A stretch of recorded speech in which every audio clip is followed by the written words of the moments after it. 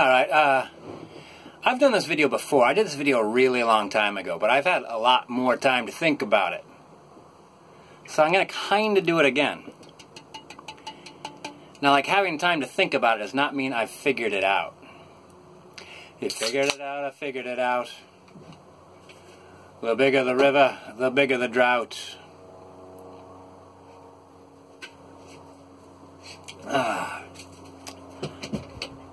Alright, so a long time ago I did a video about people who self-sabotage, people who get to a point of where they're so scared they're going to screw up. As opposed to letting the screw-up happen, they screw something up on purpose.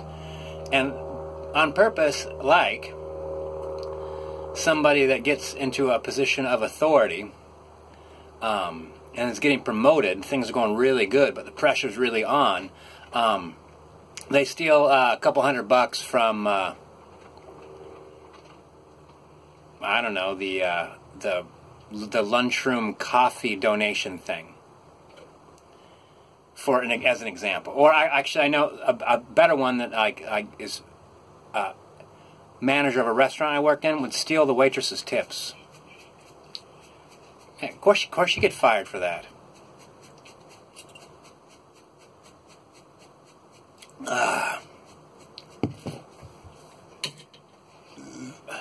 So there is this phenomenon with some people, and maybe all of us, this is why I'm concerned, that we're so afraid of succeeding that we intentionally fail. Or maybe it's not intentional. Maybe there's a subconscious irrational fear, except for it's a conscious action that results in your failure, like stealing the tips from the waitresses or something like that. But like the way people go about that, though, might not be so direct. You know, like one of the first things I noticed about people who seemingly wanted to get their ass kicked was in bars. And I was just talking to a security professional recently, and he says, it's always the littlest guy, and he goes and starts a fight with the biggest guy in the room. Which is kind of a truism. Does the littlest guy in the room think he's going to beat up the biggest guy in the room? No, the littlest guy in the room wants his ass kicked. This little guy might disagree.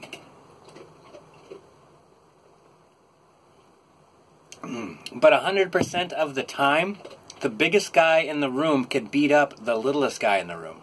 So about 100% from my professional viewpoint of watching it happen over and over again.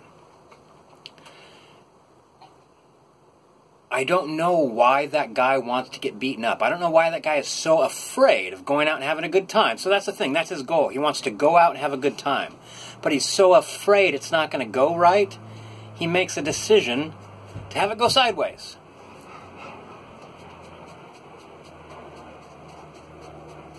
Or Aquila, you've got the scratches and the scratchy scratches, don't you?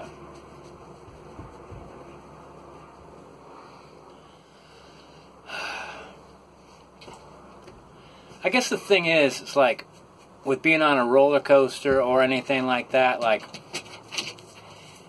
you know there's going to be ups, you know there's going to be downs, and if all goes well, you'll reach the end, you know. In my mind, like, you never meet trouble halfway, you know. Let trouble come all the way to you, and it may be exhausted by the time it reaches you. You know, I've met some, like, overachievers, some micromanagers, some deep-sea fish. One of my friends used to call him a deep-sea fish because he had to be under pressure all the time, under pressure. Well, what if this happens? What if this goes wrong? I don't know how that comes about. I could guess, actually, but because typically I'm by myself, and typically I come up with ideas and I pursue them and I bring them about, and And typically when people tell me, like, well, what happens if this goes wrong? I'm like, oh, I'll work that out. And so typically someone will say something like, well, what happens if you get run over in the middle of nowhere? And I'm like, well, you mean like run over, like so injured that I might die? Yeah. Well, then I'll be dead, and I won't have to worry about it anymore. You know, like that's what a lot of people's objections to like me trying to meet my goals, they come across as like blown up and exaggerated. But I guess for a lot of these people, they become like a reality, a possible reality, and they get so scared of something really bad happening, they let this minor bad thing happening as a way to kind of relieve the pressure or let off steam. I don't know. I do know it would never ever occur to me to do it, except for the fact that I see so many people do things like this that I gotta assume it's human nature, and then I gotta assume that nature's in me. So, something to think about.